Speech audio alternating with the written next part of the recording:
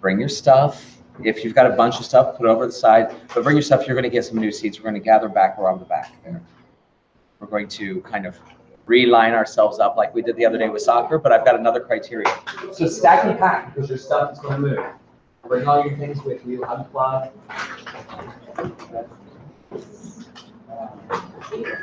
Come back here.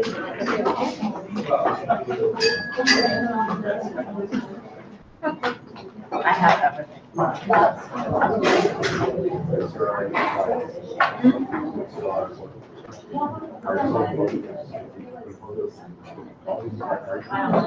Oh yeah, I use my architect.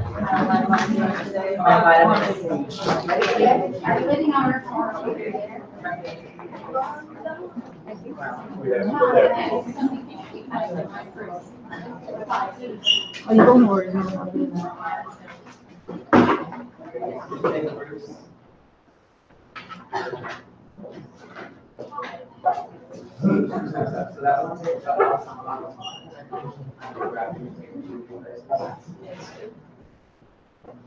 Lots of upstairs.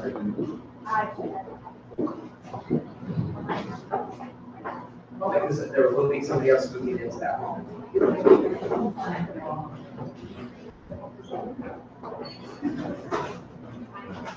Okay. Here's what I would love you to do for yourself. I know there's a lot of space. We'll have to type my circles along the line like this. You're standing now, and you folks will have to get in. I'd like you to sort yourself so we do what we played like last night. I think so. Your perception of yourself, yourself. I'd like you to line it up according to what your perception of what your Uber score is. Uber score. Your perception of what you think your, what do you call it? Your perception of your Uber score. If you've never taken an Uber, your score will be 0. And the highest Uber score would be 5. And then there's going to be variance all along the way. So move along your self-perceived. Then put that on your phone. I know. Okay. Yes.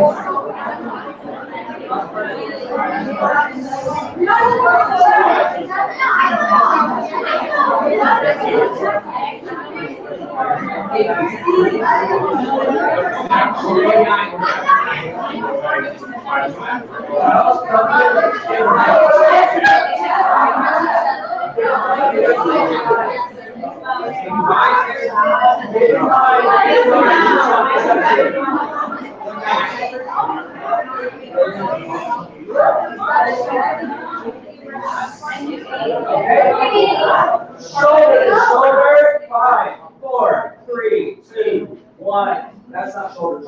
Get there. Spread out. Spread out.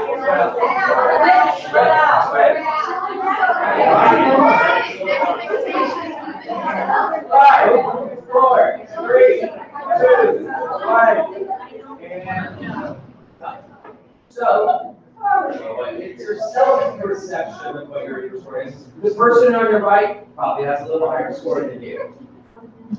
Let's not make this too bad, okay, please. It's for fun, okay? It's not really hungry right now. It's not being hungry right now. The person on your right has a little higher score than you. The person on your left has a little lower. You've never taken it. You hear about person, there's nothing you don't have to. You both have one number to one number. 0 to 5. 0 to 5. I'm not going here. It's perception. You can check for 1. You got it right.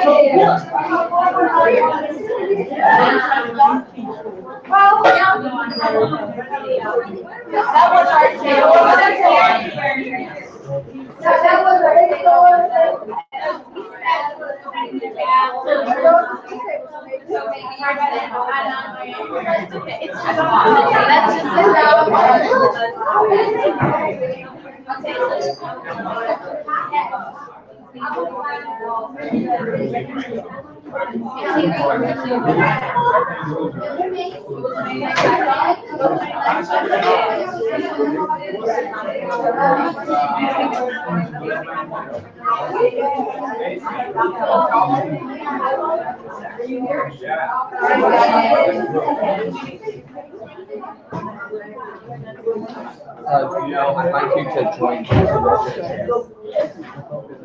Pull the chair from the back. If you can get over on this side. Okay, have a seat. That's why you stacked and packed. Yeah, sometimes when you try something new for the first time, you don't do it. But by the time we stack and pack and we convene, then it will be more seamless. But this is a chance now. You've just broken up and now you've got a new group. I'm going to do something else with you that might really mess everything up in the works. But you see how your tables are kind of at an angle on this side? I'd like the tables to kind of straighten up. And I'd like a person on in, and two people. So in other words, this side of your table will be free. Straighten up, get yourself through. Pull it out. Okay, there needs to be someone And here. you guys, over here, Tiago, over on the edge. There you go. So let the front of your table be free. So Daniel, you'll have to come to the side. Eric, you'll have to come to the side.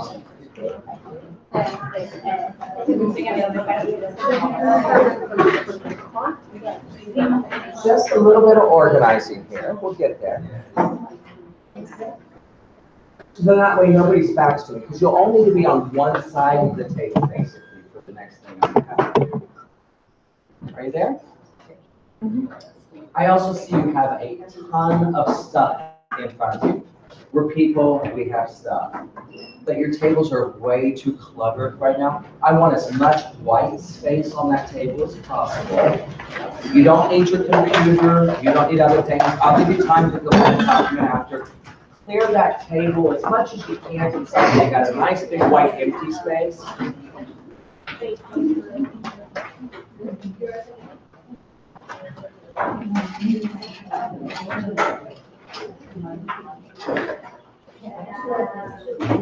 So like if you stack those pins on the notebook and put that in one corner, that would be all right. We're gonna paint all this.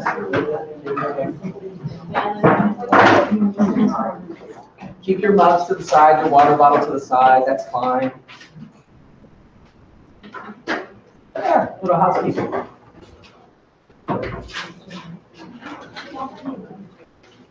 Okay. The other thing is, I just noticed that people had some Post-it notes on those tables. I'd like every group of 4, or however many people are at your table, I'd like every person to take 2 Post-it notes and have one of the pins to write with.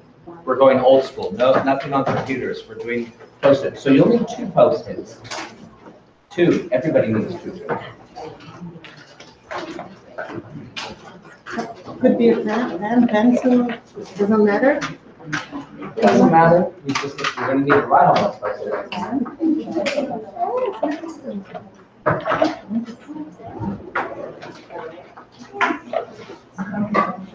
You guys have one, two Post-its each. Two, okay. I'll give you. Thank you, guys. I know that's a big ask to kind of mobilize a lot of people in that. All right. You guys, I made it happen. We roll with punches. Thank you. So I'm gonna have you do something, and having some white space on your desk, you'll need it, but with these Post-it notes and something to write with, start with 2 Post-it notes. And then if you need to reach a 3rd one or a 4th one, have a stack that's kind of ready so that people can do that. But everybody's starting with 2. I think that's a good enough ask for everybody. If you're all organized in that regard, I want to share with you, I was hearing some things about people and what do I do with kids' questions and answering questions. And it seems like a lot of you are getting kids to ask questions. I see it in the hallways, I've seen it in your classrooms and things. Now, do you want to just give a little backstory with me about like, what was that worry of yours with kids and questions the other day? Do you mind sharing? I put you on the spot. After the learning lab, then Mark told me, so have kids ask questions. And then I told him, I said, okay, but then what do you do with the questions? Because we got up all these questions, and then sometimes you have to finish the project, and then fill out one, and then I have lots of unanswered questions. And then I've got my kids asking me, when are we going to have our questions answered? So that's what I asked. What do we do with the questions? Does anyone else have that kind of experience before too? The kids have asked lots of questions, but then what do we do with the questions? How do other people handle that? Yeah, please.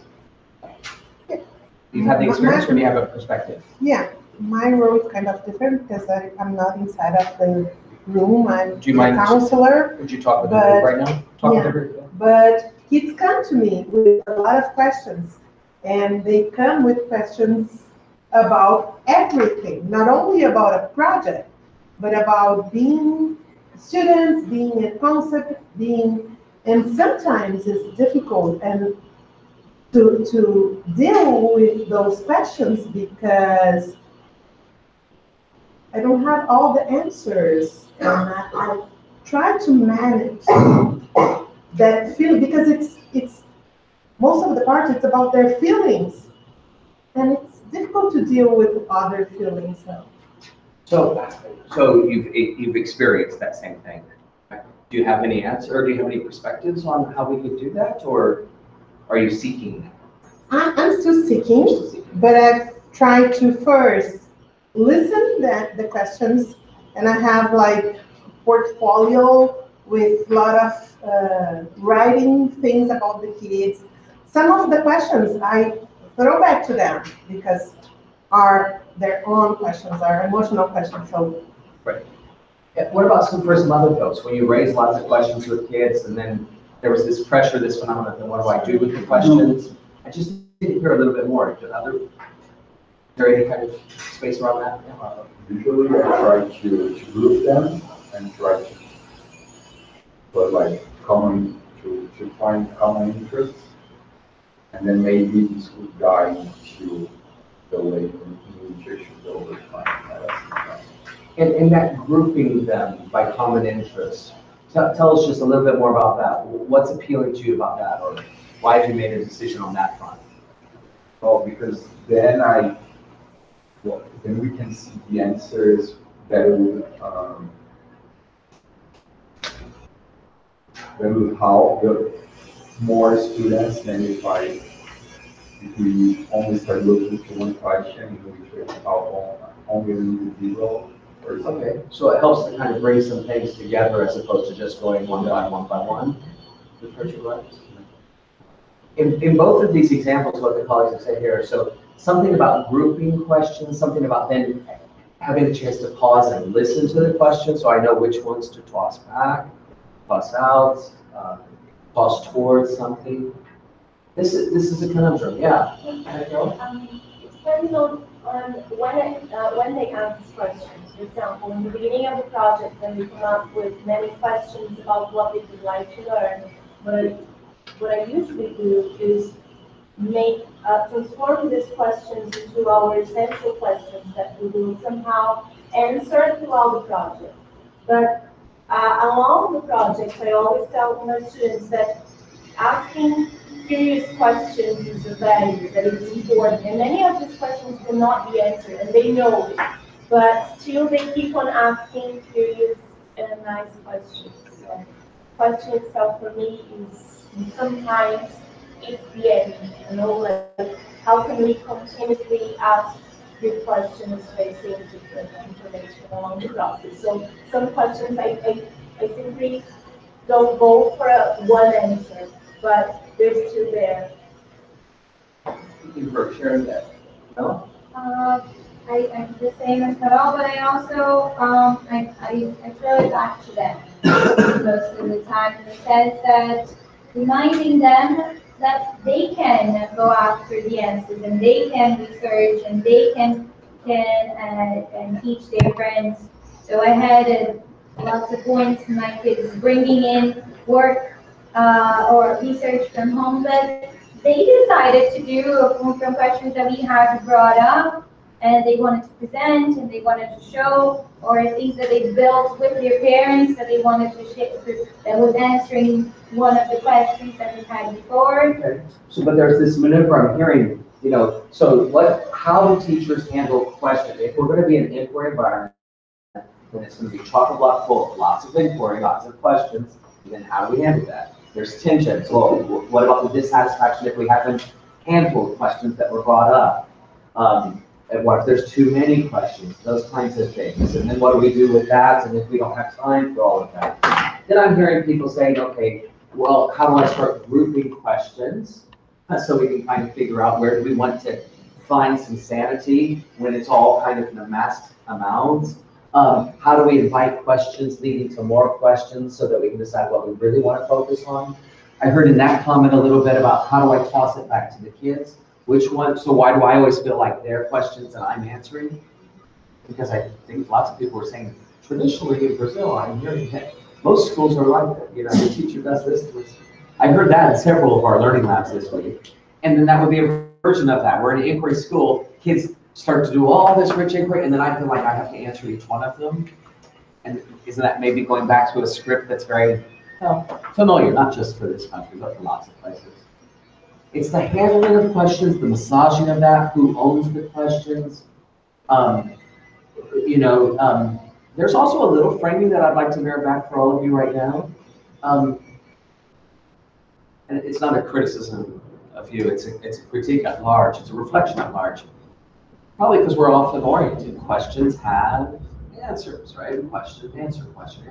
Well, if there's a film festival, the director might be there at the end and they have a Q&A, question and answers. We often frame questions have answers. Well, some questions have answers. Some questions don't have answers. And how will we know? Well, these are answerable. These are something else. And so I want to give some thoughts, a little experience around this. Just if you've ever had or can empathize with any of the kinds of conundrums that people are bringing up here right now, you're not alone, and hopefully this will give some help. So I'm going to pretend like you're my students. We're going to launch into a new inquiry topic. Sometimes it's the richness of the questions. I mean, people are also let's lay this up against people's interest to press for depth in the classroom as well. I know many people are thinking about that. Well, sometimes if the questions aren't rich to begin with, then it's hard to press for depth. And so I'd like to go deeper with my year 2 students. I'd like to go deeper with the 11-year-olds. But yet the very questions we're asking aren't really depth-reaching kinds of questions right now either. And so let's just play around with maybe a new tool and we'll have an experience and then see if this could maybe add something. The reason I'm making this choice to do this right now is because I just saw this in lots of classrooms this week and I thought this might be timely for you guys where you're at. And will resonate with all the things you're interested in. And the reason I'm talking so slow and measured like this right now is I want to give Luciana a chance to clean up everything she just spilled there on the floor. Did I just say that out loud? Sorry, Luciana, we love you. Yeah. Everything at your birthday party was just so calm and cool and nice, and you get to school and you're like, hey, I'm having fun. Sorry. It's Saturday. If this day would have been on a Monday, it wouldn't be like this. Let's pretend, and because I saw this with the school recently, they were doing project-based learning, and they had this unit on human rights. Lots of places have that. So you're the students, whatever age you are, and we're going to have a study of human rights. Human rights. And actually, their provocative question was human rights. Oh, it might be behind this. You might not be able to see that because of that, but it's have we gone far enough? Human rights. Have we gone far enough? Some would say we've gone too far with human rights. Others would say we haven't gone far enough yet. So that was a big provocation that they were doing with their 13-year-olds. Those are older kids than what you have here. But let's just pretend this is our topic, human rights and humans needing rights. What I'd like you to do is we need to get some questions. And again, you don't come into me blank. You've already got lots of ideas in your head, conceptions, just like that last experience we had. So what I would like you to do, and if you can see this the best you can, I'll move it down on the screen once I get off the microphone. What I'd like you to do is, without word agonizing, without wordsmithing, I realize many of you are, doing this in a language that you're not normally speaking at home necessarily, but you're all there. What I'd like you to do is I'd like you to generate at least 2 or 3 questions using one or more of these starts. In other words, I don't want who, what, where, when, why, but I'd rather you use like, what is the significance of something? What is the purpose of? What would change if? What would be different if? Write one question on one Post-it note. Write one question on another Post-it note using another starter. And if you got 2, then can you get a 3rd one? Can you get a 4th one? Start with 2, but just start with, when you think about humans and human rights, what are some questions you already have around that topic? Get those questions out, but you have to use one or more of my question starters. Okay, I'll let you individually do that on your Post-its. I'll be quiet. Start to amass 2, 3, 4 Post-its per person. Give it a go.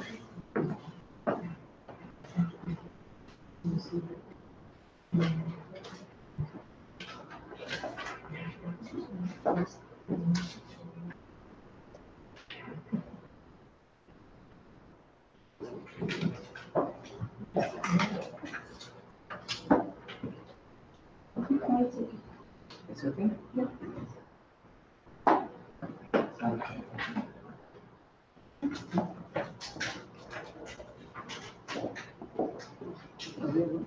When you think about humans and human rights, get a question out there. Get a second question out there.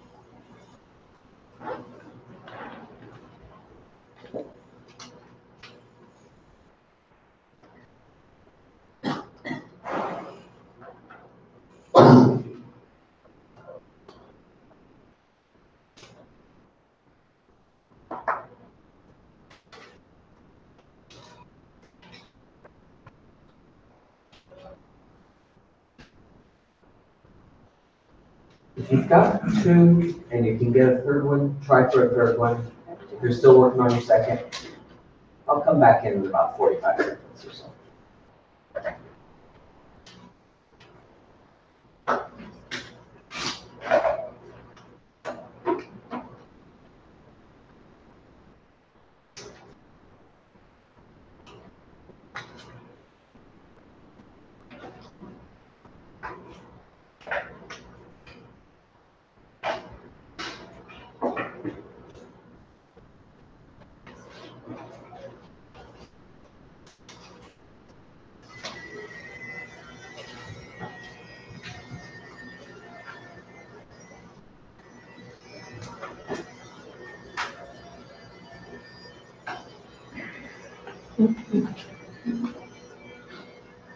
Okay. We got the one wrong, just finish it up. Well, it looks like your table is ready, those partners that you've reconvened with. And that's why you have a nice white space there in the middle with all your junk off to the side, or all actually off the junk. All your things off to the side, all your possessions off the side.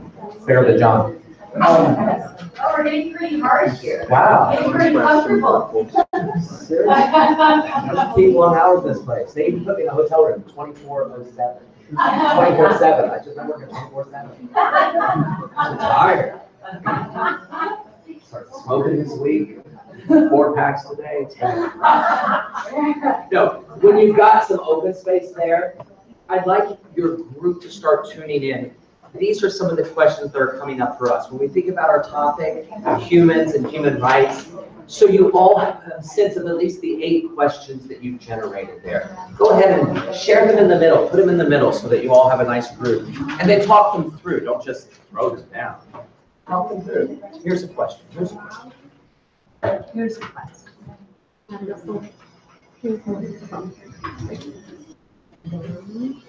Other group members will have to put your phones down and listen in. 30 questions with each other.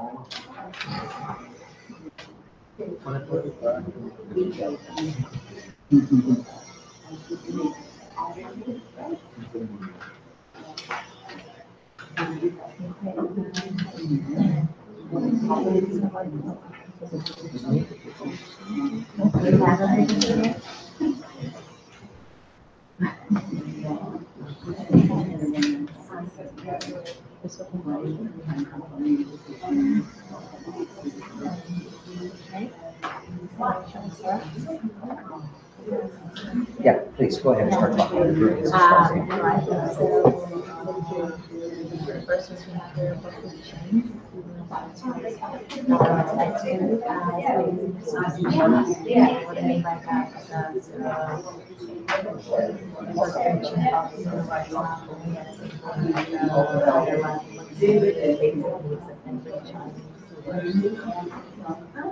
just like they're learning how to do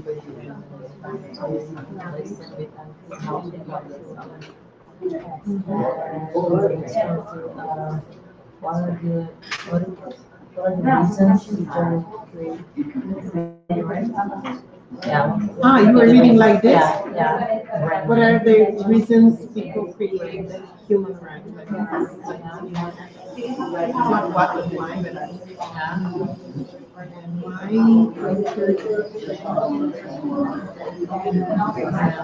Because what would be for someone to do, sometimes human rights like these.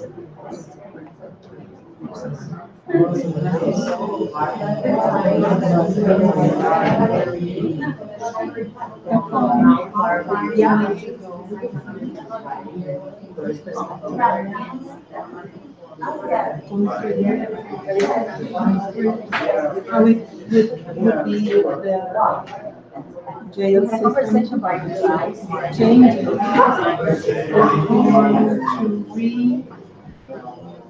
to reintegrate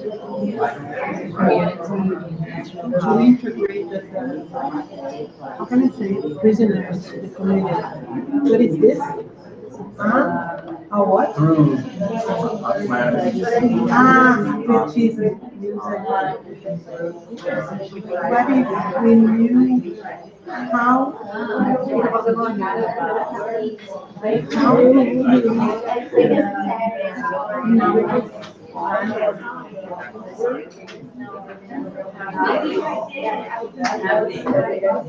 Don't feel the office, your mom, grandma, and then they respect all the life.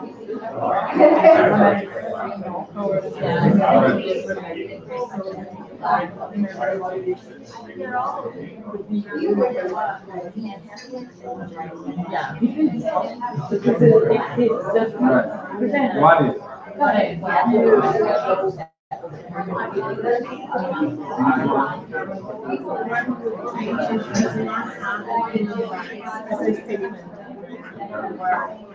We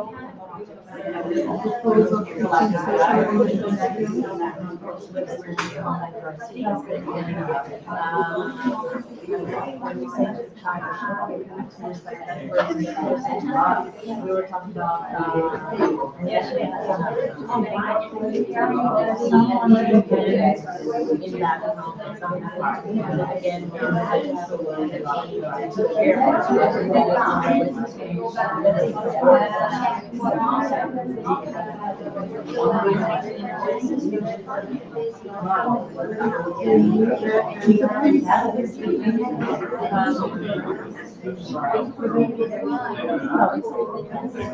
in that, again,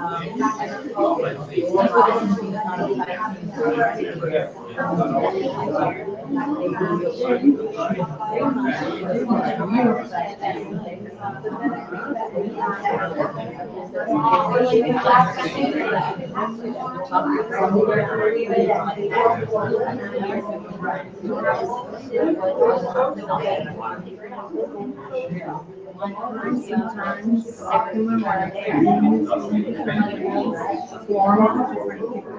things like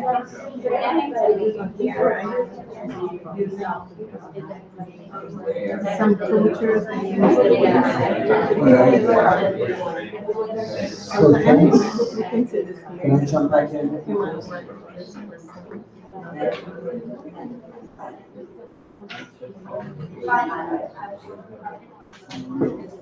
So, your table group, what I was doing with you right there is just, okay, you've got questions that you're bringing into our next unit of inquiry, our next study, but so do the other people there. And it's important for group members to start hearing with one another. Where's the center of gravity? Where's the center of not just interests and affinities, but also the center of gravity for puzzles?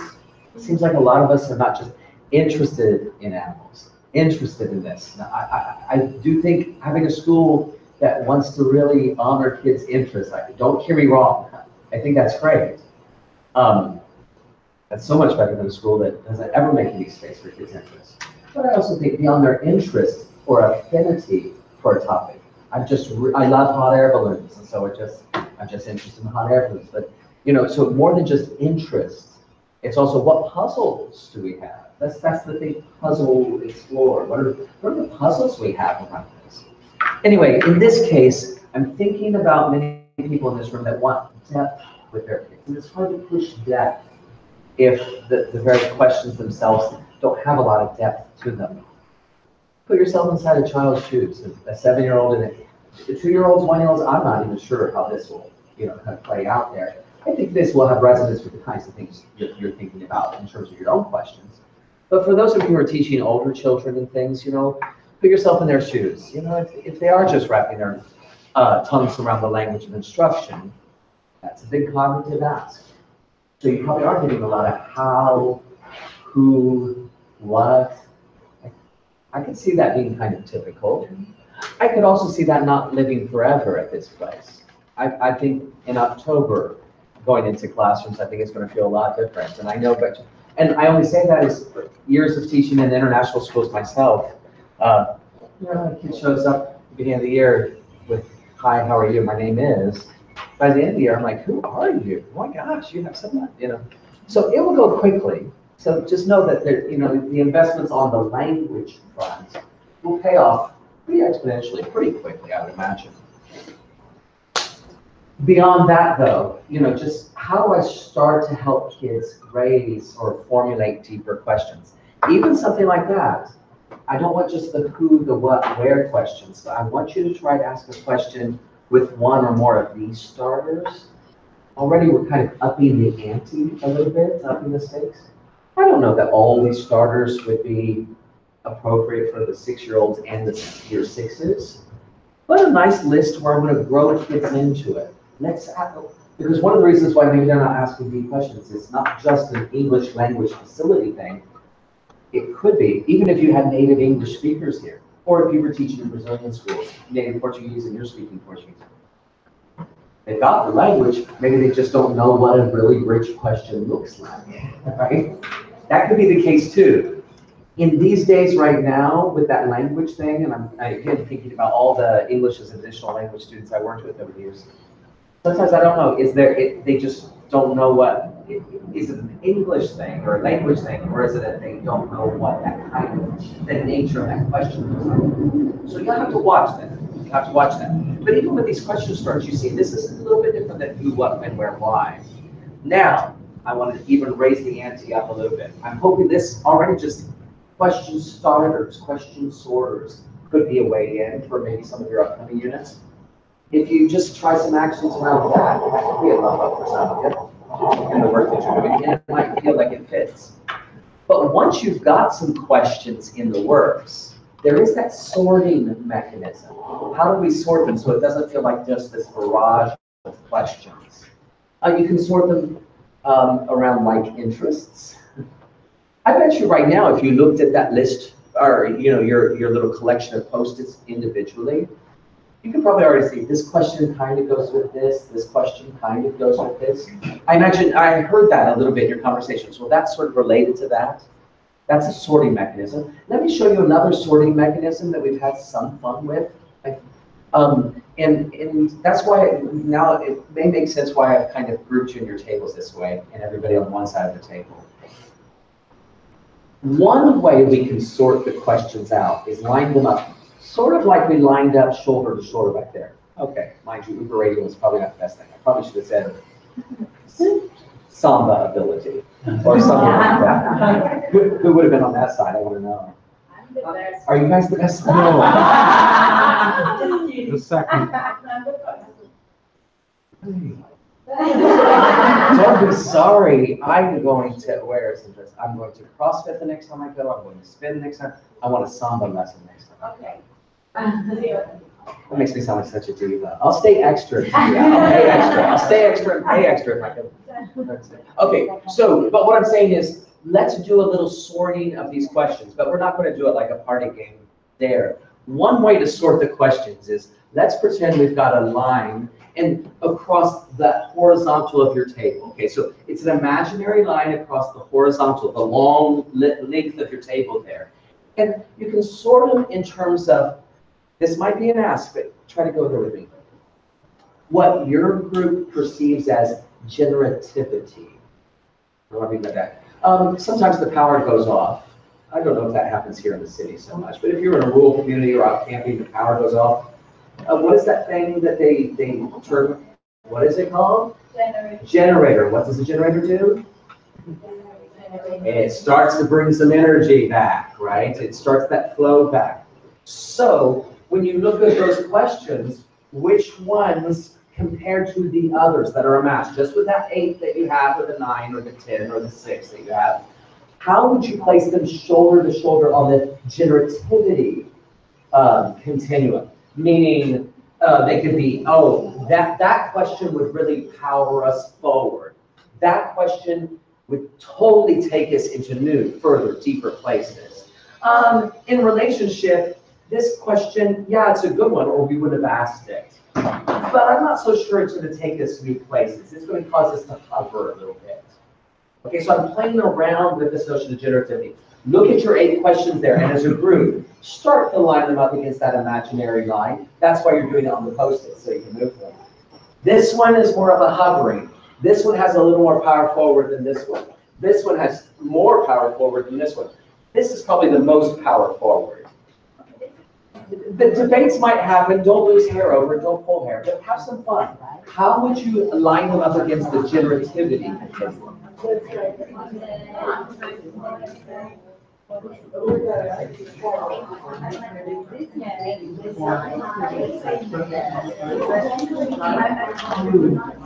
It will generate something for you. I think this one is very generated. So I would put it somewhere here on more on the right.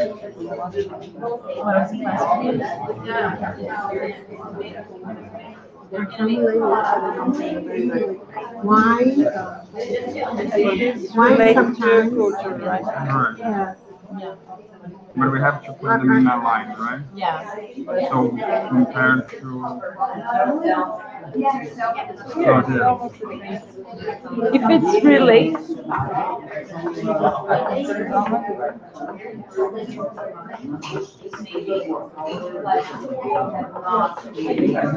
Maybe it has to do with this as well.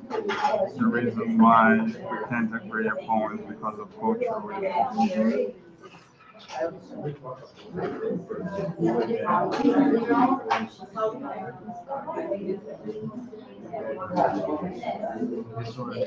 Yeah, I was thinking about this one here because if you were talking about something, why they use in a different form, so why this was created. I think this is the least generative because I think we know why it was created Yeah. because there's a lot of violations, and so I would put this more here. Can you imagine how many possibilities we can discuss with this question? Scenarios, yeah. But I still think it's less generative than this line of questions. So if we think about this one, like if we think about human rights, we think about also laws. And then it takes back, to the beginning of, how society is, and so we know that there's a reason. Even those people, they do we not. have some reference how it could be. Yes, yeah, so. Even if people do not abide by those human rights, they have to be there for a reason. I think these relate because they are possibilities of Right. how can we have more So how are they in relation to this group? These two are conjoined, but these two are also conjoined. These are all they're all exactly the same. if we did solution this one, we have answered this one. And this is empathy for me. This is about empathy. What is that? In the other position. And the overlap. The reflection starts with empathy in the design, and then goes to reflection, then create, and then prototyping. So it's for design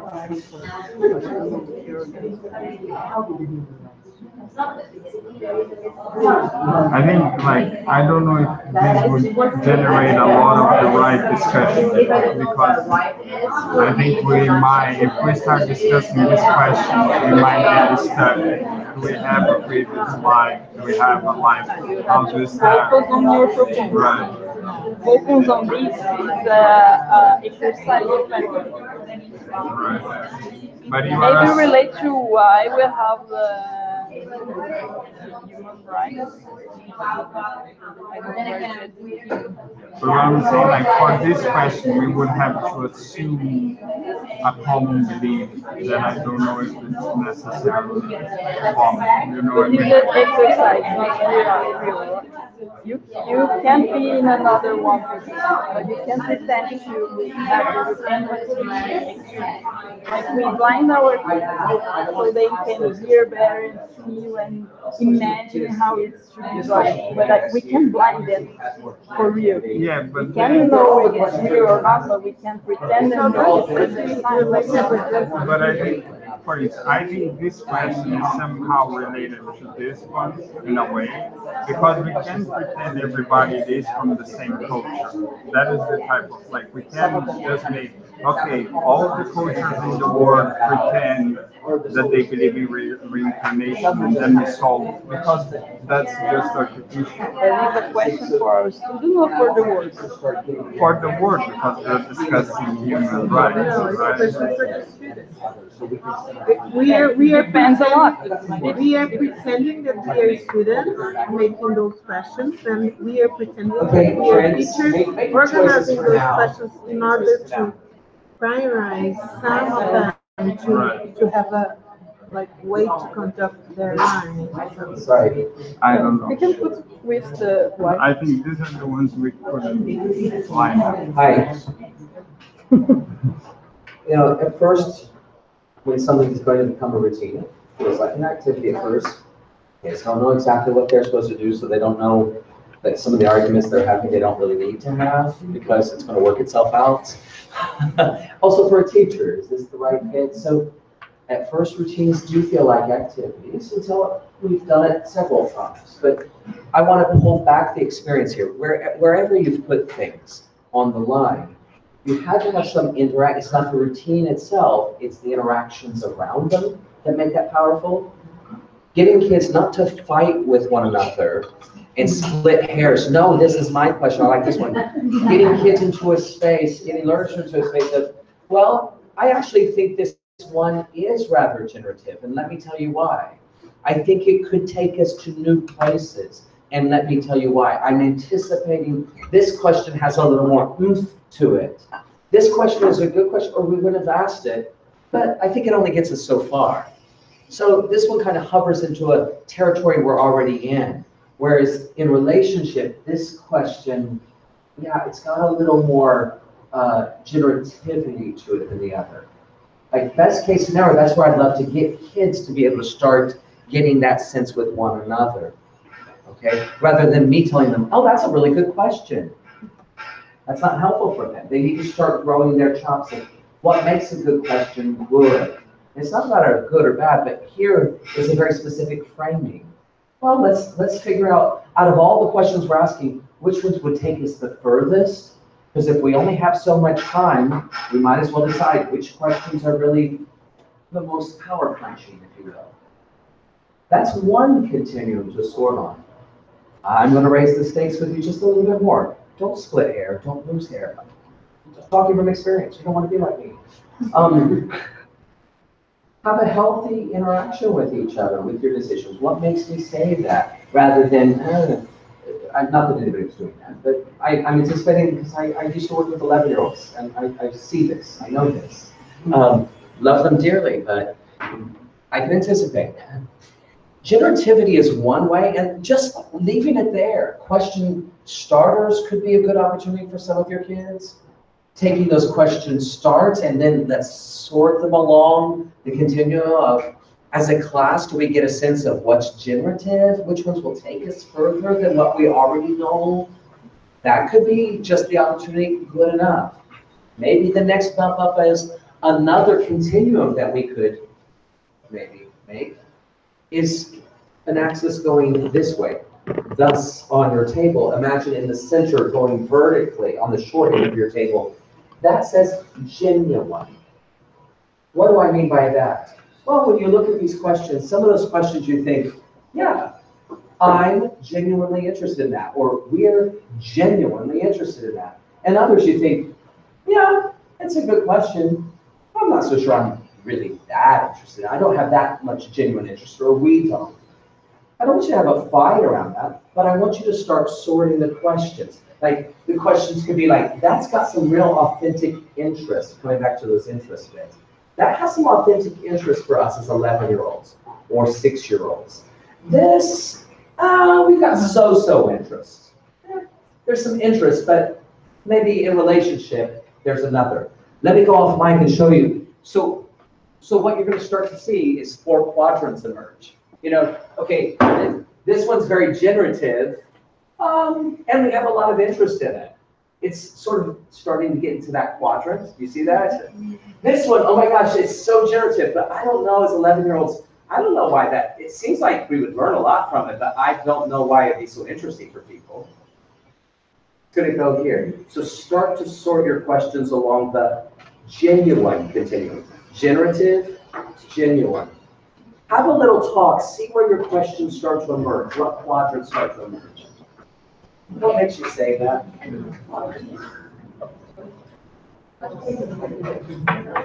So I think now it's more objective.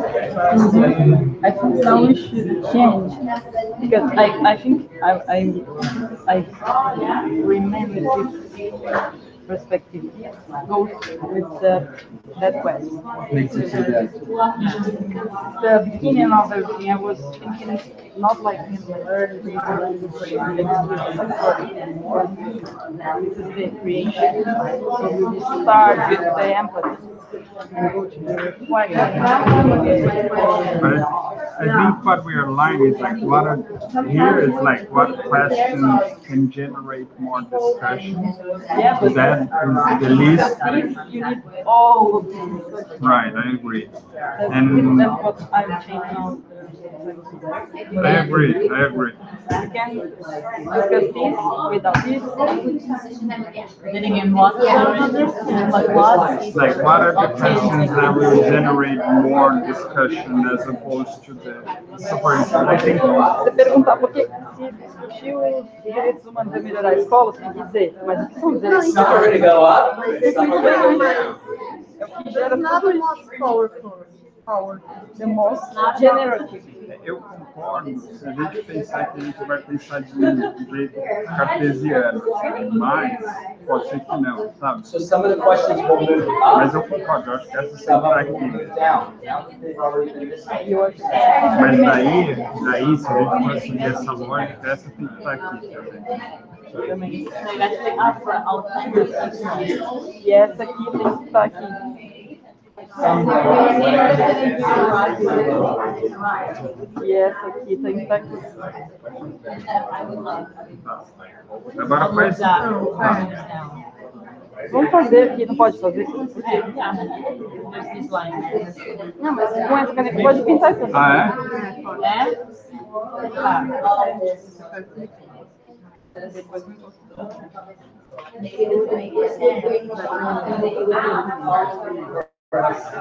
eu acho que assim, essa linha, assim, quais questões a gente meio que já sabe as respostas e quais questões a gente teria que... No, this is like this. Here we have to put the priority. Which are the questions that generate authentic? Hi, I'm gonna jump in. I'm gonna jump in. Because I don't want you to go bigger than everything. It's Saturday afternoon, and you're probably doing a little bit too much of it. From left, or from here to here, these are questions that are good questions. They just take us to a certain place. These go to more immediate places. Start going. Is this one, a lot of people interested in this or not? Give me yeses or nos. A lot of you interested in this or not? No. There you go. Good. What about this one? A lot of you interested in this or not? Okay, a lot of you interested in this one? Not much maybe, okay. What about this one? A lot of... Sort of. This one maybe kind of keep it here for now. Okay. A lot of people interested in this? Yes. Oh, I don't know. I'm saying yes. So just start going, sorting like that, so that, or else you'll just make this so grand, and it's like...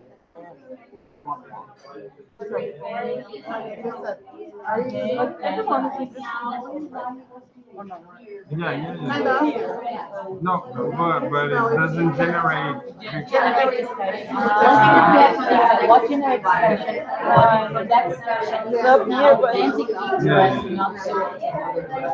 So this is not, this is going to be here. I mean,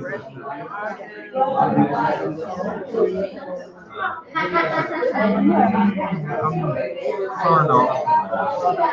I think I am interested. I think this can generate discussion. Sometimes I'm interested. I think this can generate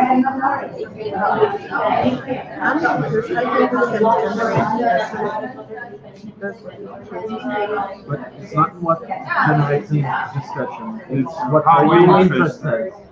Are you interested? Yes. Authentic interest. Okay, we're exploring. We are going to research about this. So are we interested in this? More or less. Yeah, me too, more or less. Because when you talk about this, okay, human rights is there. Let's say I'm talking with 11 years old. Human rights is there so that we are going to take this picture hard. Then again, the next question is about But like this cultural. one, Yeah, focus. it's weird. There's and folksy just because one answer to the other. but we have to decide I separate. think this one did, but this one did. Okay, so are we interested in this? This one I'm generally. not. Oh, yeah. Okay. Yeah. What would change human rights for thought? I'm not so interested in that. I'm not that interested as well because I know it's better, Yeah. but I understood to see it happen, but not to. To discuss about the physics. I am slightly interested in the one about. We have kids, so we can research to Yeah. see what. Yeah. And what is the purpose of teaching social emotions? I'm very interested in that Me one. too. So where? Here? Somewhere here? and those ones are here. Yeah. Yeah. That's correct. No, No, there. What do you mean there? Ah, okay. You have the measures now. Okay, okay, okay.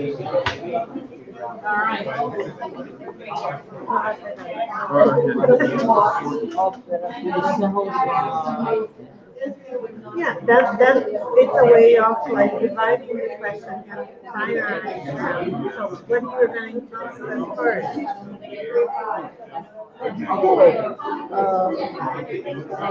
side project. Yeah. Exactly would be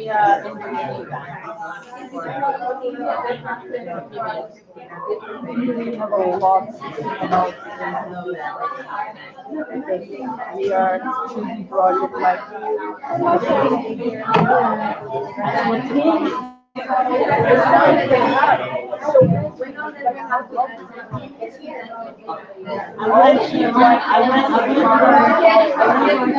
Okay, ladies and gentlemen. Like someone's 1, 2, 3, Ladies and so gentlemen. you can do that because there's a genuine interest. You know what I mean?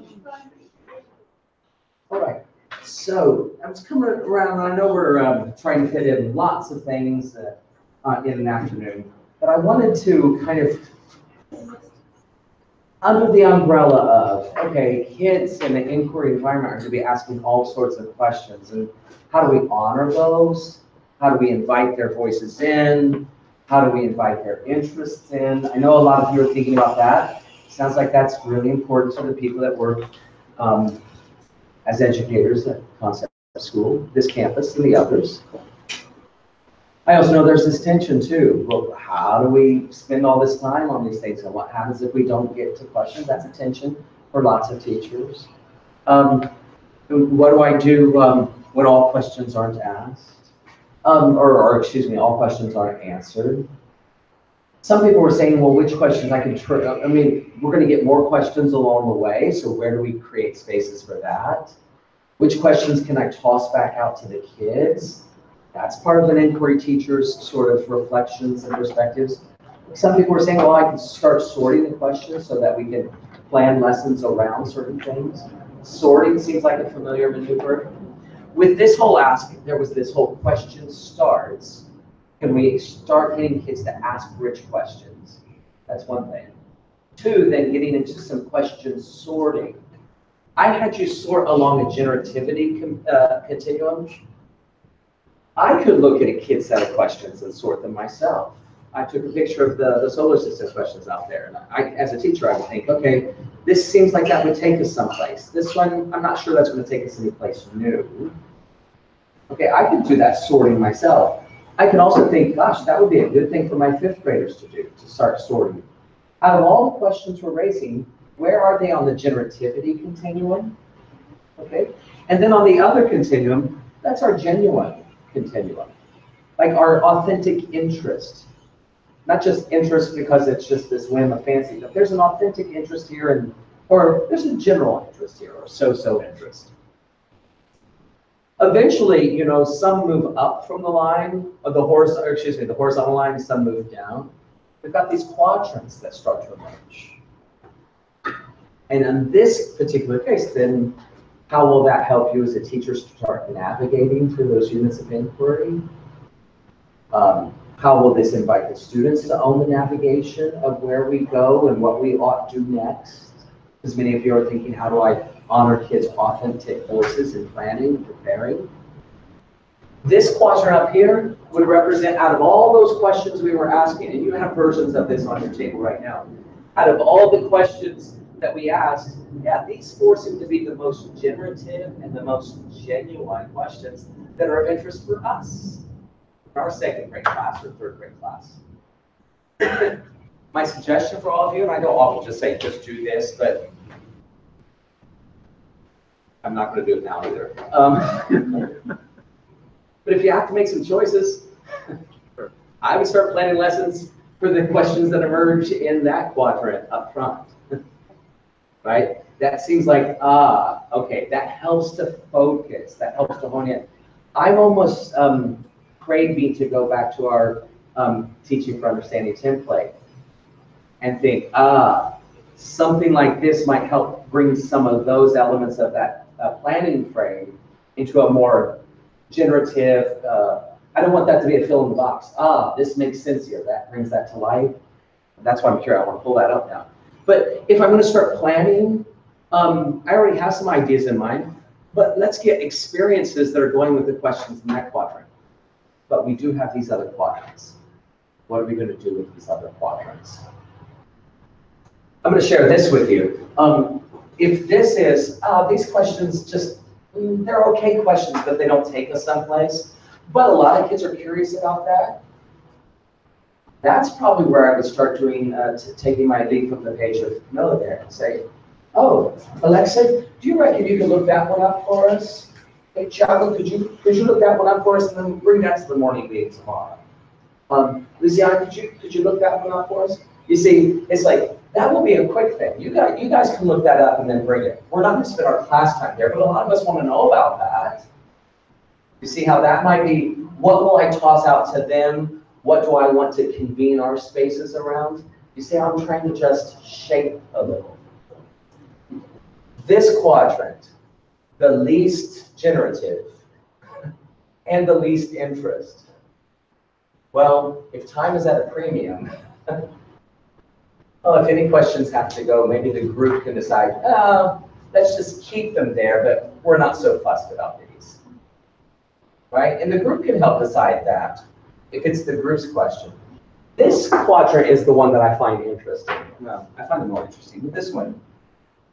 What do we do with the questions that are rather generative, but 8-year-olds are saying, yeah, but I'm not so interested in that?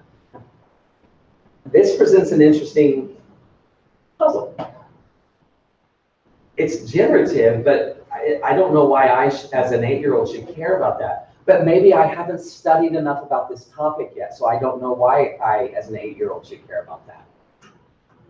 You know, so it may be worth caring about. It's just not appearing to me why I should be interested in that, or why other 8-year-olds or 10-year-olds or teenagers, when they get here on campus, why we would be interested in that. So this is an interesting holding pen, I think. Guys, it doesn't seem like there's a lot of interest around it, but a lot of people think it could take us someplace. So why don't we hold on that? And then as we read, as we investigate, as we do experiences, we could always come back to this registration, this documentation. Say, have any of these questions moved to another place for us now? You see what I'm saying? That list of questions, I've seen this in the hallways. You know, a lot of documentation where it's the list of questions. I'm not against that. I think that's a good thing. But I also know a list doesn't help, doesn't lend itself to sorting. And then I too, as a teacher, was like, oh my gosh, we've only answered these 3 and we haven't answered these. But if I don't have a sense of sorting out the questions, then I don't know which ones are worth our time and which ones are, yeah, they'll be nice if we get to it, but which ones could they bring to the table? Which ones do I want to plan lessons around? Those lists, the generative, genuine questions, I'm thinking this could be some food for thought for a lot of people around the room. How would this work with young learners? I did see a teacher who was teaching 6-year-olds, so first grade, give GGQ, generative genuine questions. GGQ, sounds like a stage name. Ladies and gentlemen, it's GGQ. It's Saturday afternoon. But no, a first grade teacher, they were studying invertebrates, you know. And so, and she played around with the idea. Now, she did use the word generate, because this was at the American Embassy School in New Delhi, and sometimes while they're teaching, the lights go out and the generator kicks on. So the 6-year-olds all knew what generators were. So she kept it there. And then she called it, rather than calling it genuine, she said interest or something like that. You know, our questions around invertebrates or insects, they were doing something like that. So people can play around with it. So we have a write-up for that, question sorts, creative questions, generative, genuine questions. We've got that, I've got this in a little packet. I'll bring that around. Why don't you talk with your partners there and have a, you're not talking about human rights right now. You can clear that away, you can get your stuff back out. But what makes sense to you? What's helpful? How's that giving you one more idea with something that's on the docket for you? I'll be quiet while you process and then regroup. I'll bring the I'll bring the handouts. I have a question. Could we do this with live only? Like for instance, if we are in the classroom, so we don't have students debating and making noise, like we go for the question. We just, yeah, and then if they have the iPads, they could attribute a score on how generative and how interesting was each question, and then at the end it would graph itself. And there is some kind of auditorium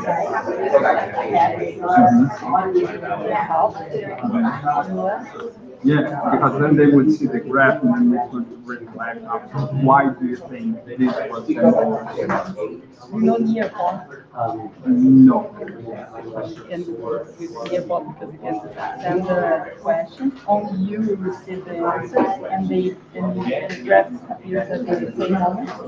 So I would use say 10% think that, 80% think that. This was Socrates. There is live interaction group.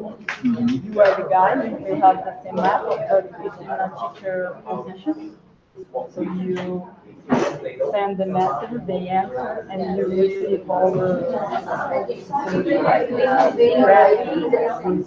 right or wrong, you say, that. And that's all live, right? Live, yeah. And you can send it homework nearby. So think about it at home, give your answer. Tomorrow I will check and show you guys that. So it's not live. They do wherever they want, but they have a link, or you can read it live. You have kind of control happen because you know if someone edits it, you will allow to adapt. You have the so that another part you have to design you pode really popular in the US. The guy is from Argentina, the guy that is me in your phone. And he spent some time in university because his wife was from Florianópolis. And I met her even here in Brazil, but she here, but now she changed to Miami because we have a lot of schools here because they knew couldn't leave a lot. Almost all because I went there and I used to see to and I always stay here for questions. strikes me about because of that. You arrange all the class. Instead of you send to the observing information or draw.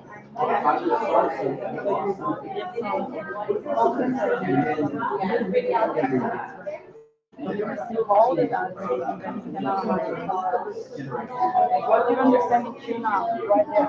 Yes, at the end you can have those.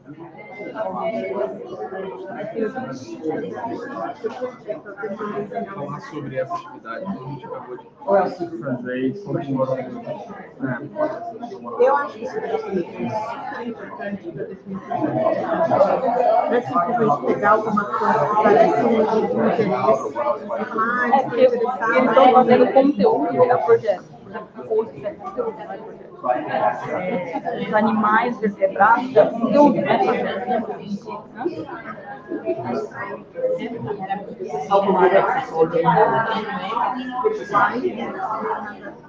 Porque o propósito de tudo não é a missão. O propósito é você ter um entry event.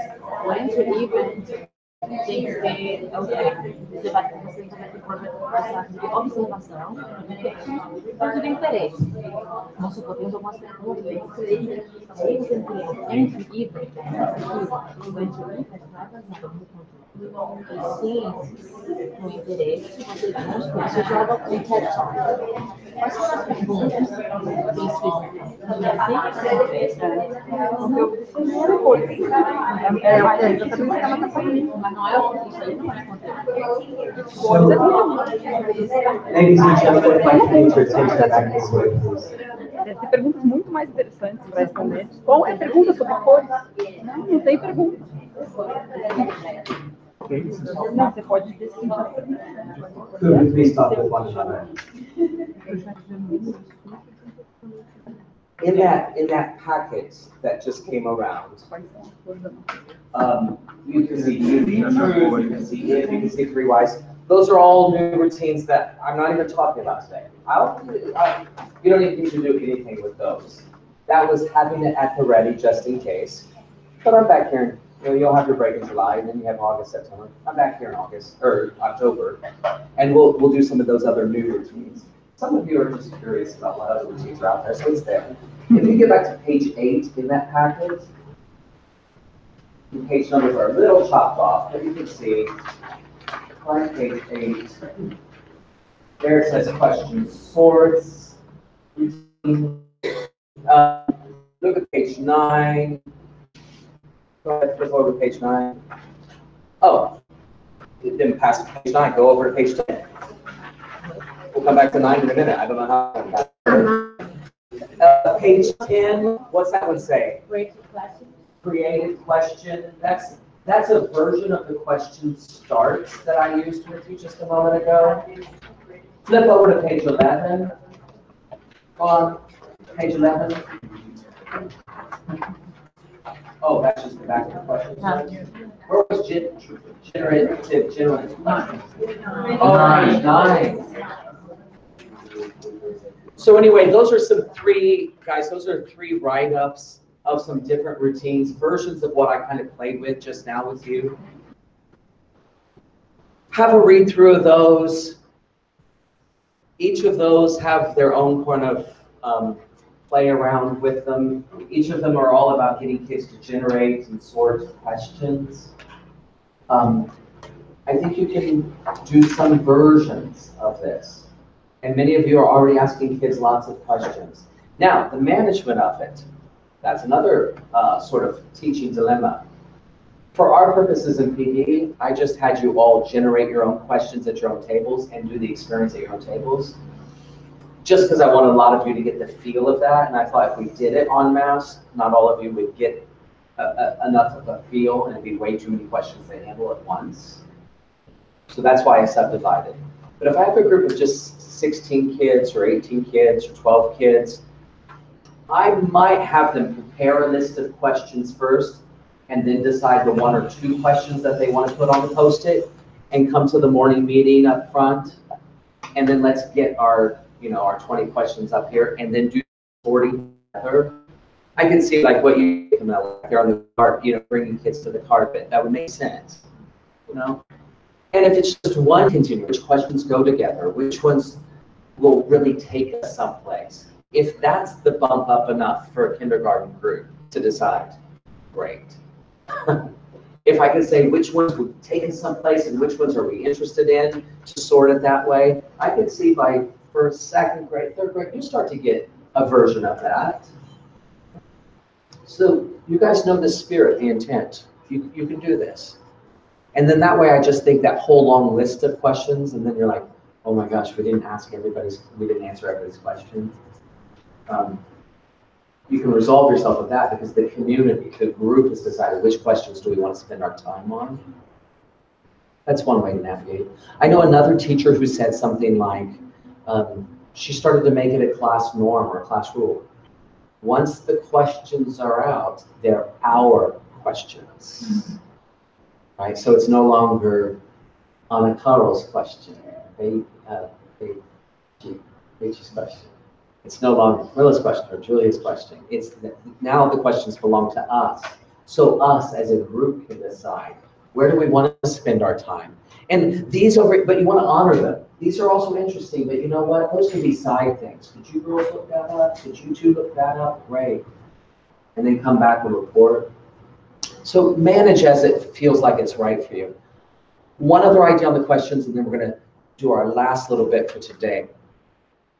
I know, and this is not doing any kind of routine, but another way of sorting. I know a 9th grade teacher I was working with in New York City. I was just reminded of this from that other teacher's example from this morning. They were studying world religions. In particular, they were studying the religions, major world religions that stem from Abraham. So Christianity, Judaism, and Islam. All three are Abrahamic religions.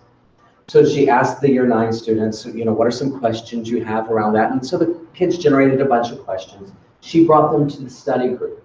We started looking at the questions, and we started to notice something. Grouping is always a good thing to do. Some of the questions seemed answerable. What's the name of that hat that Jewish men wear on their heads? Well, there's an answer to that.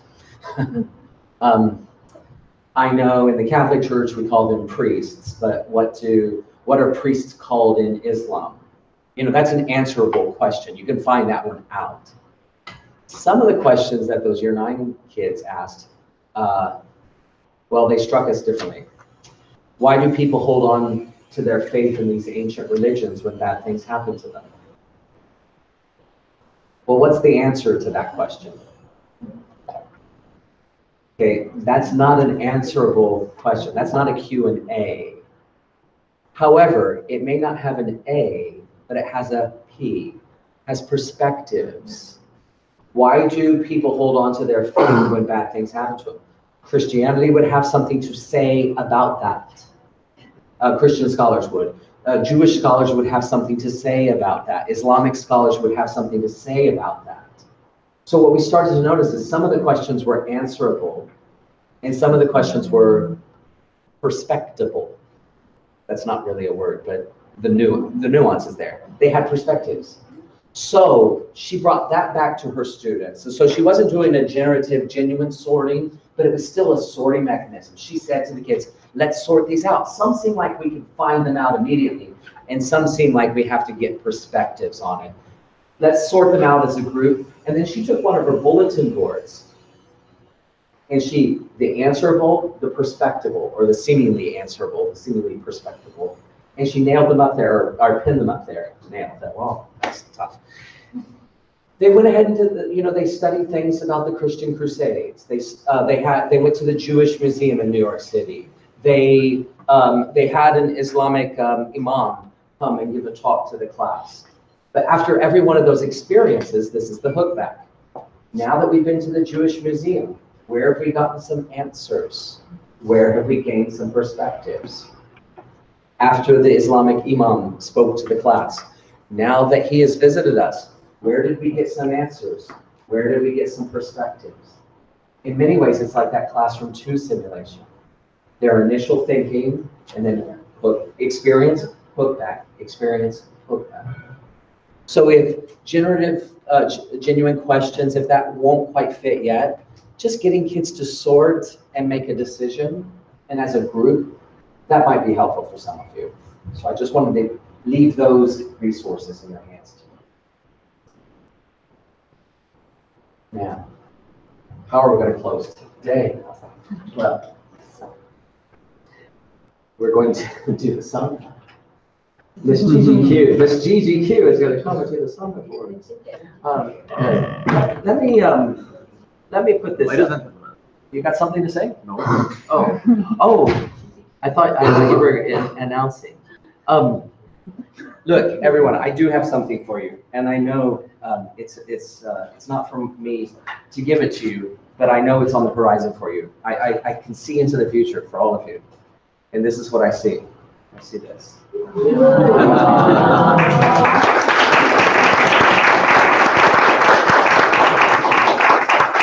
But wait, there's more. Success is out there for you. Success is here now. So it's not like we've already arrived at success, but there will be success further and deeper from there. So here you are, growing even more of a culture of thinking in my context. Growing even more of a culture of thinking in my context. Okay, that's on that page 9, isn't it? Yeah. Is that page 9? What? 8.5. Oh, that's page 8.5? Okay, great. Yeah. Well, take a look. Here you are today. I want to grow even more of a culture of thinking in my context than what I already have. And success is mine out there. But between where I am and where success is, well, there are some things in the way. We have to be real about that, or else we'll just be, talking around things. What I'd like you to do is step in your own context as an assistant, as a class teacher, as a specialist, wherever you are, whatever context you work in. My part in growing more of a culture of thinking. That outer ring, the one that's white, the one that's not shaded, it says realm of, oh, we didn't fill it in. Go ahead and put it in there. Realm of concern.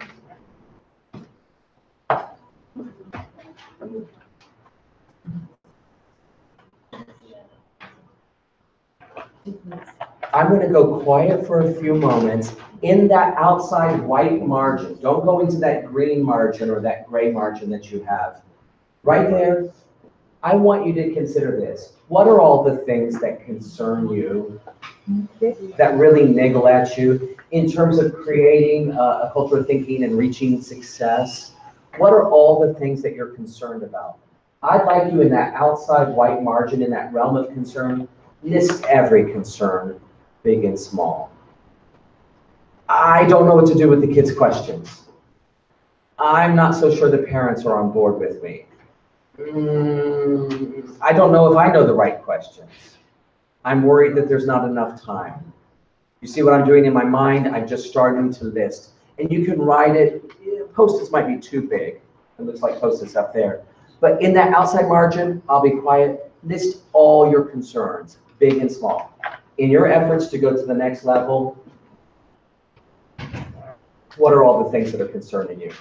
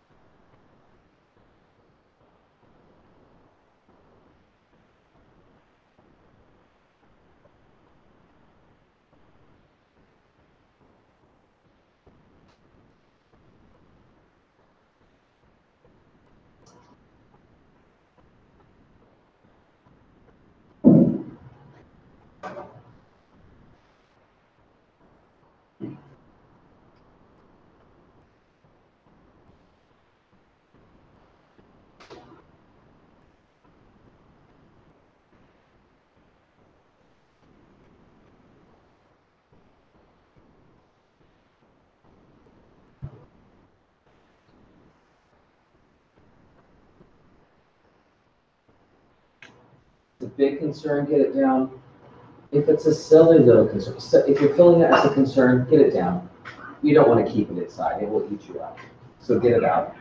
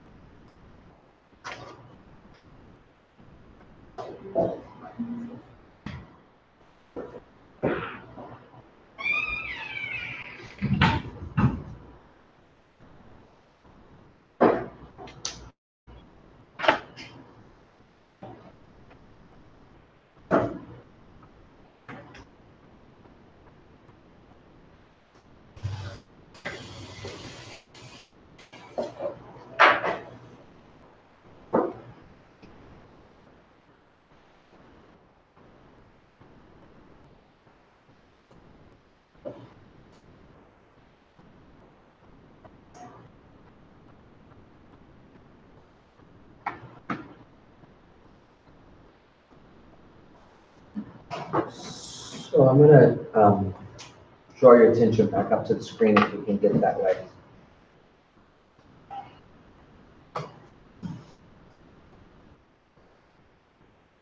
If this thing we're on about creating classrooms that are rich with kids thinking and us following it, if this were just a matter of just implement these techniques, we could have been done in February. This is so much more than that, right? This has a lot to do with, do I manage it this way or that way? Do I ask this question or that question? This is the hard and daunting stuff, but also the exciting stuff. You've got these people around you. Part of what we've done here, not a single pencil just sat there blank. Like every person in here, whether it's assistants or specialists or people working in supporting roles, to create a culture of thinking. And what my next step is, everybody's got concerns. There's always going to be something that I'm concerned about. Getting that out is kind of a helpful, cathartic thing. Now, where I want to go with this, while we still have just this nice reflective silence in the room, if these are all the things that concern me, well, I'm not exactly sure I know what to do. So here's where other people have found their way forward. Look over all these concerns and determine which out of all the ones, what are up there, 8 of them are up there. Look over all of them and determine which ones I actually have influence over. Move them into, oh, that's the middle one, that's the gray one that's not labeled, realm of influence. In other words, I'm worried that I'm not going to have enough time. I don't know what to do with that right now. It's a concern, but I don't know what to do with it. I'm worried about the quiet kids in my class. Well, maybe I could do something about that, right? I don't know what I'm going to do with this one, but with this concern, I think I have some influence over that. I don't have to wait for Catherine or Eric or Priscilla or the parent. I don't have to wait for anybody else to make a change. Like, I can do something. I might not know what, but I feel like it's in my influence. This one, I don't know what to do with, but this one over here, yeah, I think I could put that in my realm of influence. I feel like I could do something about that. Go through your realm of concern and find the one, the two that you really feel, I could do something about that. That helps you with the starting, or your next step. Find your low-hanging fruit. So I'll be quiet, you go through and look, which one do you actually have some influence? You could start working on that even before July. And if you want to circle and arrow it, that's fine.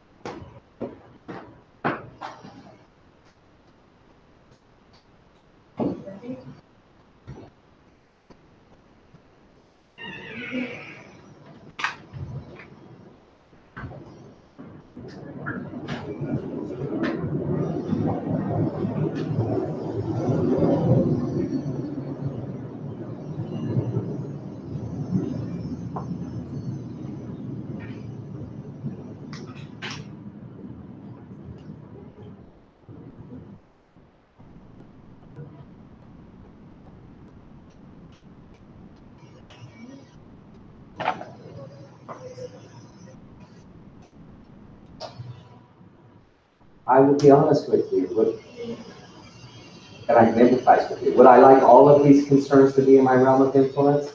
Sure. But I've kind of been living on this planet for a while. I'm pretty pragmatic about this. These things concern me, but I know that some of these things I don't have my hand in yet. Maybe not ever. So look for the one you have your hand in. If you can get one in your realm of influence, I can do something with that. One is all you need to get started, or to continue, but I'll say it that way. Get started on your next step.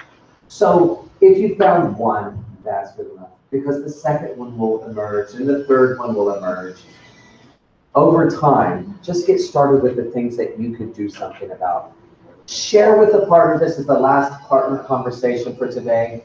What strikes you, what you notice, if you were going to chip away at something that's in your realm of influence, what's one action you might try? What's another action you might try?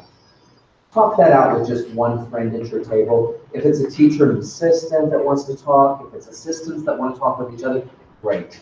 It doesn't matter. Just talk with one person. What's in your realm of influence, and what's one action, what's another action? Try to come up with maybe 2 actions I could do in June, July, August.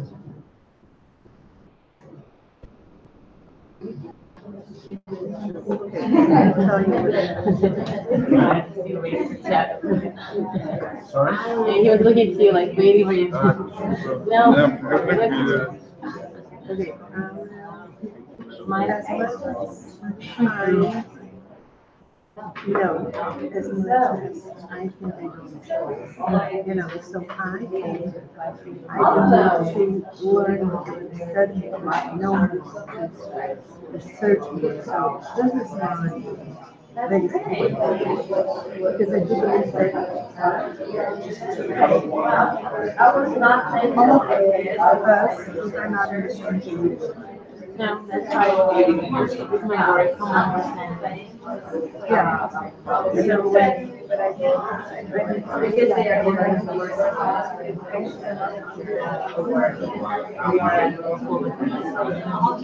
So I have many classes. When you're so no, I know what she wants to, I know what she wants to say. must learn a lot of I'm not talking about this moment. No, I'm one of the like names, but what I know is I can organize with I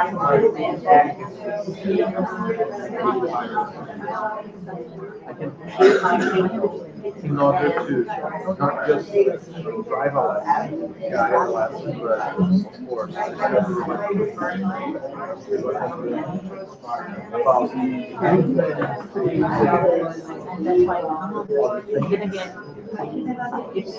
plus how can I drive projects? How can I guide them? But with these two projects, if I have a project, I also have to guide all projects.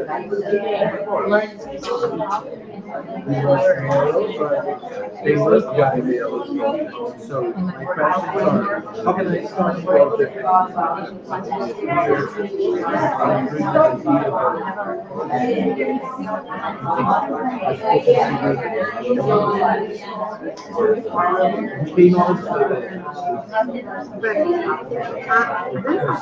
much we are going to put like Different ways of changing. She's not gonna work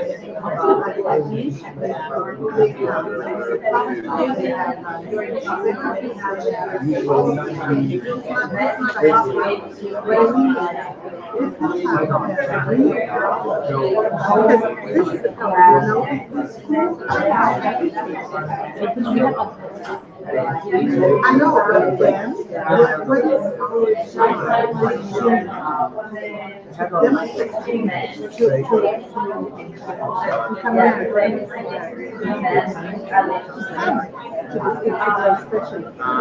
Ideia é a gente pegar isso que está no realm of concern e que é do nosso realm of influence, escolher um ou duas que a gente tem que pensar o que a gente vai fazer daqui até outubro para lidar com essas coisas.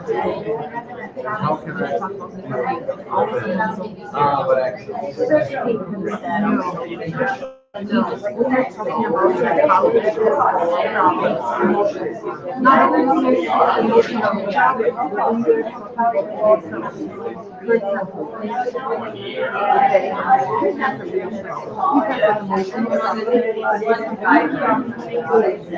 we cannot hold this on our heads. We can work with him, but we need to work somewhere. This is not going to feel enough future, but it's something. And I tell him, you know what?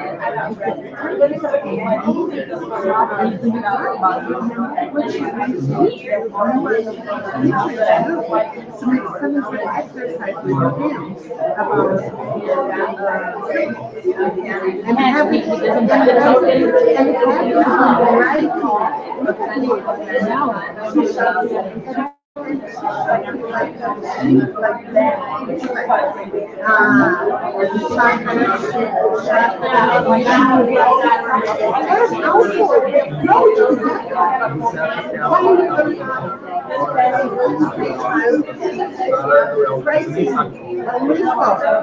chácara, chuveiro, cachorro. That's it. You can have the sport, which is going to do. You know what I say? We can have not even a psychologist or, like an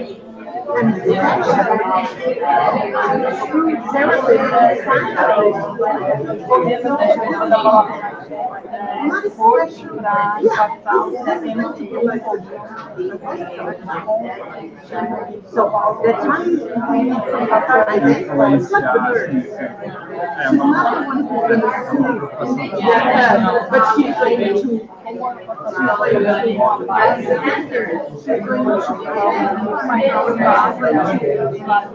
it's like this. Otherwise, then the family, that happened. The family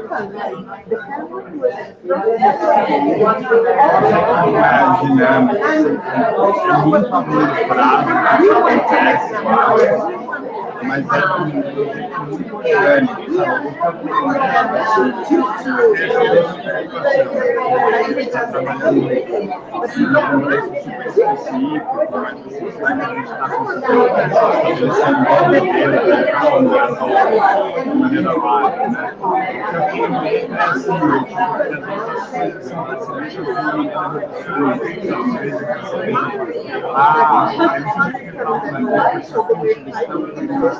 pensar para isso aqui, percebe assim, eles têm, sei lá, impressora 3D na escola, não sei como está uma aqui, sabe? Ou algo assim, eles resolvem outra coisa, de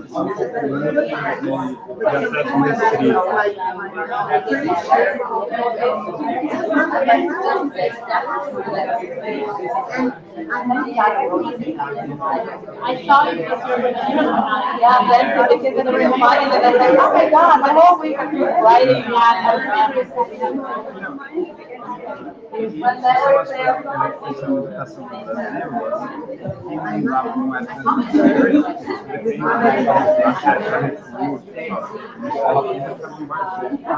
pessoal que não pode ter aula estruturadas com esse pensamento,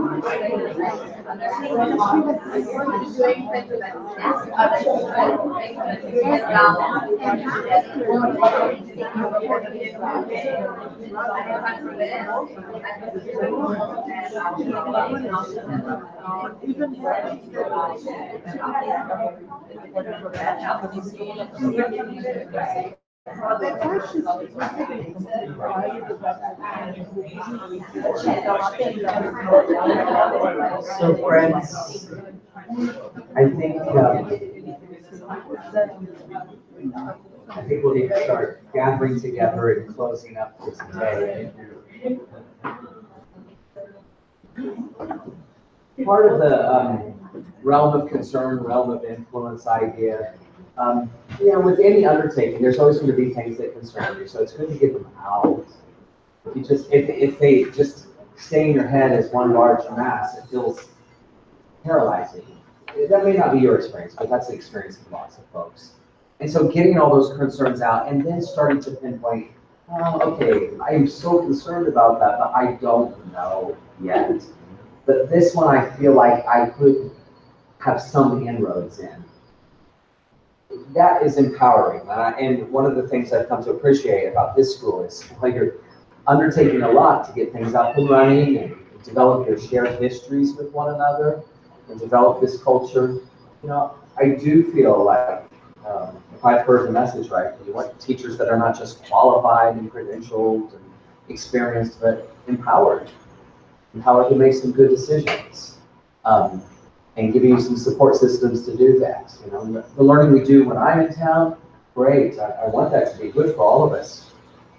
But I think the learning that you do with one another in the hallway conversations, or around the study group table, or with your coaching sessions with Eric or with Catherine, the learning you do in between, that's where I think a lot of magic happens. Not magic at all. I think that's just where some of the power resides. Part of this too is also, I've given you some things to try out. There's routines to do and new routines, and even just the positioning of routines. You can finagle with even more. Take a risk, try something you haven't tried before. But at the same time, you can start charting for yourself actions worth taking. Mark Church said, you ought to try that. Well, great, but what makes sense for you? I was thinking about some of those art images from the other day. Everybody having a voice or a piece. And so, but together it does make it collective. So you'll have to figure out where am I, and then what's that tissue that connects us to the others, like that image 1 or that image 3 with the circle. So what's in my realm of influence? My advice between now and August and September, take actions there.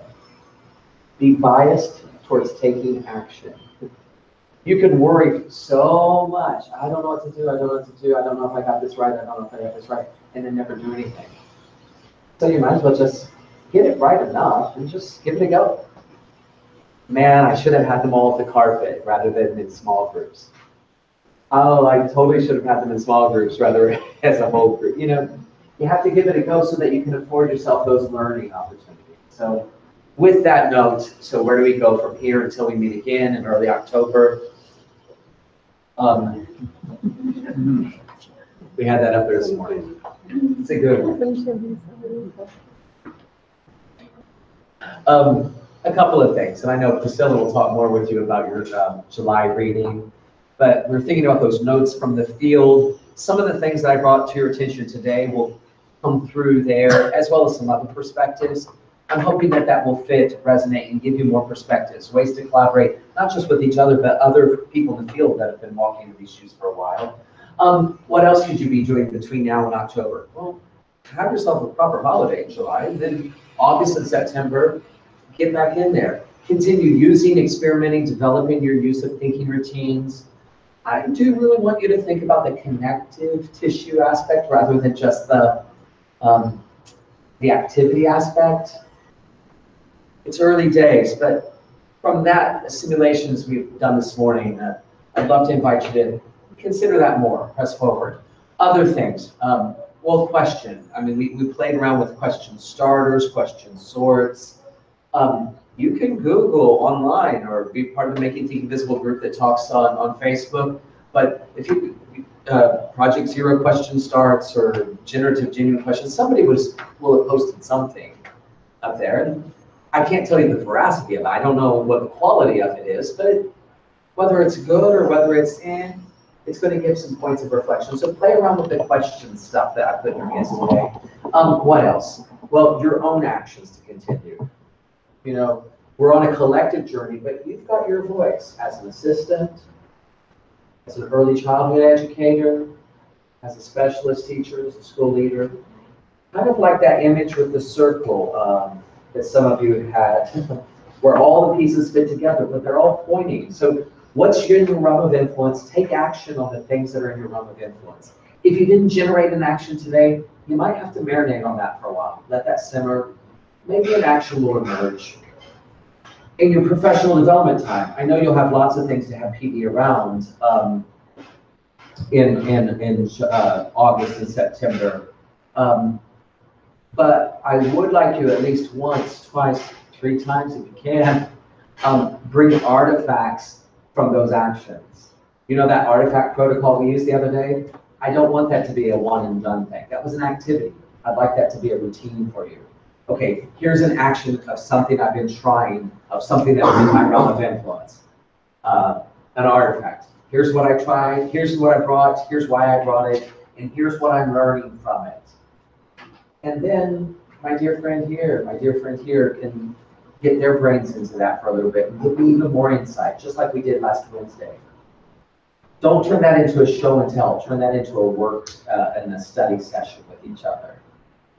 Here's what I've been working on, here's what I brought, here's why I brought it, here's what it's saying to me, but what's it saying to you? Because as we've seen in the learning labs this week, you know, lots of brains can bring lots of ideas to sometimes. Yeah.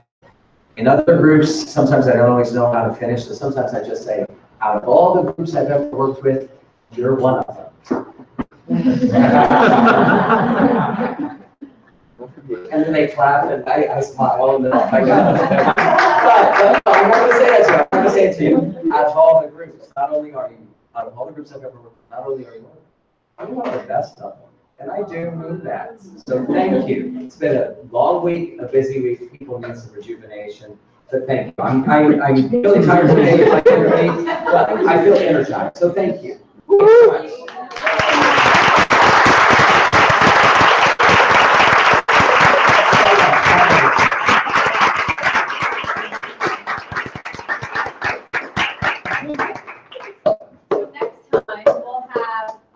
Samba in the schedule, if that's okay. All right, so we're gonna write that down, and we'll definitely include it as part of sometime during PD. We all need to move. We all need to move. Make connections. I like it. All right, well, I want to thank Mark once again. I know that you guys have all thanked him, but I just want to thank him again in the name of Concept School and everyone that's here. Thank you so much, and Seb Group for providing us with this opportunity of having you for so many days, big chunk of time. So we're really happy for that, really happy that you could inspire us and give us next steps. Just so you guys know, every time that we have, that Mark and I have conversation, we're always planning what's the next stage, right? Even though for some of you, I was talking to some of you one day after school, I think Carol, I don't know where you are, and Chiagu, and I think Alexa was there too. And I was like, there's a lot of backstage work that happens so that this day can happen, right? So that this week can happen. Even though it sounds like, oh, it just kind of just, Mark Church just appears here. We just send him a plane ticket and here he is, right? But actually there's a lot of backstage conversations that fortunately or unfortunately, you guys don't have like that look into. And when we have these conversations, it's really planning in terms of what does this big picture look like? And this conversation started before I moved to Sao Paulo back in November, December. What would this journey look like? What would these visits look like? What would these stages look like? And based on what we would see during kind of stage 1 in February, stage 2, what are we going to be doing next? So we do have a lot of conversation in terms of what's the plan, right? What's the strategic plan that holds all of this together? What are our goals, right? Why are we doing this? So there is a direction that we're going in. Yes, the big direction is we want to develop a culture of thinking.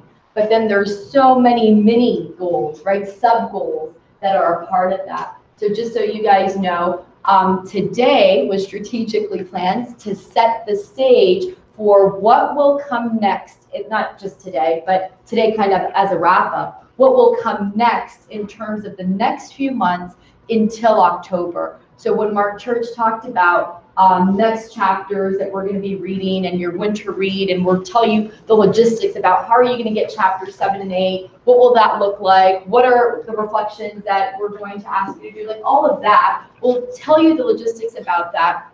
But that is all part of how do we set you up for success so that we continue engaging in this conversation.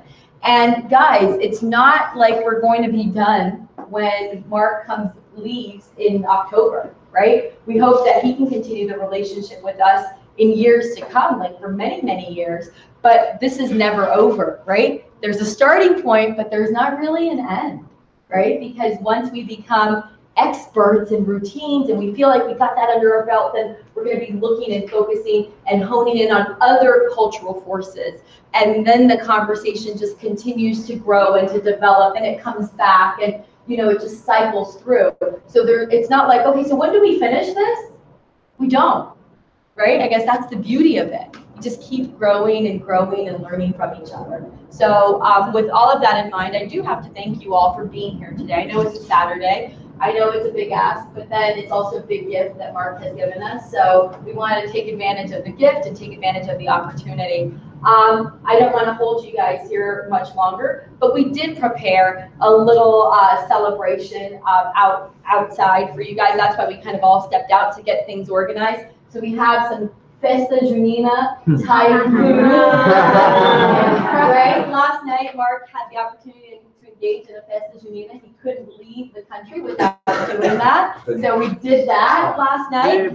So we have some paçoca and some feijoada and some cake. And again, some pão de queijo and some bread and some juices. But just so you guys can celebrate, we all can, you know, feel loved and cared for, nurtured, and you guys have a wonderful, wonderful, well-deserved one-day weekend. And we'll see each other all again on Wednesday. So thank you guys. Thank